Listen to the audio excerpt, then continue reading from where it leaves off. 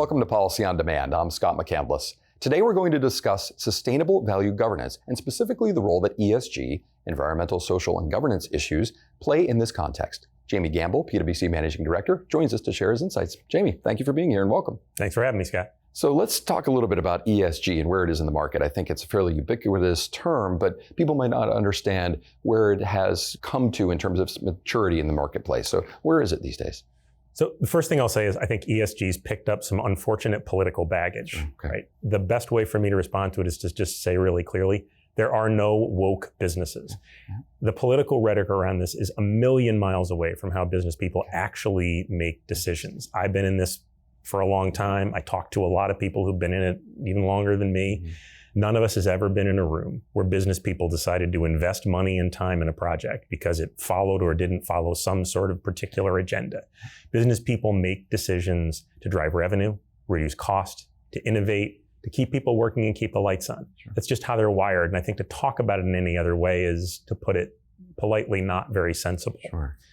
I think where ESG is in the market right now is that it's matured. I would suggest that people think of ESG not as sort of a menu of stuff they're supposed to do, but as a label for a shift in demand in the market. And that demand really has three forces behind it. There are regulatory forces, which I think everybody who's watching this will know about. There are natural forces, which of course everybody will know about, that affect various businesses in different ways. And then there are market forces, which is really just a way of saying that particularly younger people, but people more generally want to invest in, work for, and buy from companies that align with their values. And so you need to figure out how to do that in order to sell, recruit, keep your investors happy. So I would say that's where ESG is in the market, is it's maturing in that sense. And some specific things, investors now are much more focused on understanding the return on ESG related investments and on greater transparency than they've had before. And I would also say that enterprise customers. So this is the really big thing I think that maybe doesn't get talked about enough. If you have enterprise customers, if you're a business to business seller primarily, know where your top 10 clients and your top 10 targets, know what promises they've made about ESG, because they're going to want you as a supplier to help them meet their promises. That's great about ESG, really good insights about that. Now, what about sustainable value governance? Another term that perhaps some of our viewers might not have familiarity with. What exactly does it mean, and what's its relationship to ESG? So sustainable value governance is a framework we at PwC have created. And broadly, I think it's good to answer the question, what is it, on two levels. One is sort of the organization-wide strategic level. And on that level, sustainable value governance is designed to help companies integrate all those new forces that I just talked about into their long-term strategic planning from a value perspective by focusing on governance and by focusing on rate of return, on ROI. On a operational level, so that the other version of this, it's a way of connecting all the various people across an organization that are doing ESG related work, because it's often in many places around an organization, to each other. And then to create a good, solid oversight pathway up to the senior leadership team, the C-suite, the board, so that those folks can know the critical information about ESG. How much are we spending? What are we spending it on? Why are we spending that much on those particular things? And what's the ROI? So that that's communicated to those folks. And so that there's a process for setting an organization-wide strategy that the people who are responsible for delivering can use to facilitate collaboration and make sure there's good feedback so that the oversight and everything works well together.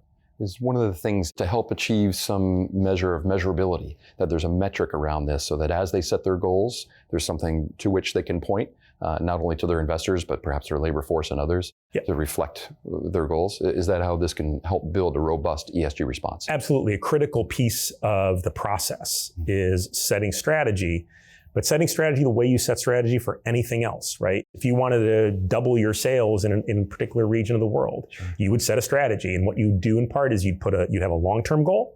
You'd have short-term milestones so that you can track your progress along the way. And you'd have metrics for the people who are responsible for that to judge whether they're performing or not. And then you'd integrate those things into people's compensation. You'd integrate those things into, now I'm not suggesting you have to go all the way immediately. All this is very modular, right? This is to some extent a transformation process. And while it's not a high cost transformation process in terms of dollars for the most part, though it can involve some of that in the technology space. It requires a lot of management time. Mm-hmm. And so it's something you want to do in a way that meets your organizational priorities, your risk profile, your other transformational goals. Mm-hmm. You need to do it in a modular way. You can, so that you're doing it in a way that meets your organization's needs. It's not a generic concept. So to what extent does this vary sector by sector, and are there similarities or commonalities? I'm thinking as our viewers are watching and wondering about the extent to which it applies to them, how might this vary across sector? So what I say is the underlying process is pretty consistent across sectors because it's a framework for thinking and information flow. And that can be pretty consistent across sectors. When you get to the actual outcomes, what does it help you decide to do or not do? That is entirely company specific, right? So the idea here is have a good process, but the point of the process is to tailor the way you think about ESG, the way you act on ESG, the way you invest in ESG related actions to your specific company by fitting it into your value proposition and your long-term strategy. Outstanding. These are terrific insights for an incredibly topical issue. Thank you very much for joining us and sharing that. And I'm sure we'll have you back as this continues to be such a fulsome conversation. So thank you. Thanks, Scott. Happy to be here. And to our viewers, thank you very much for joining us. Stay tuned until next time. Take care.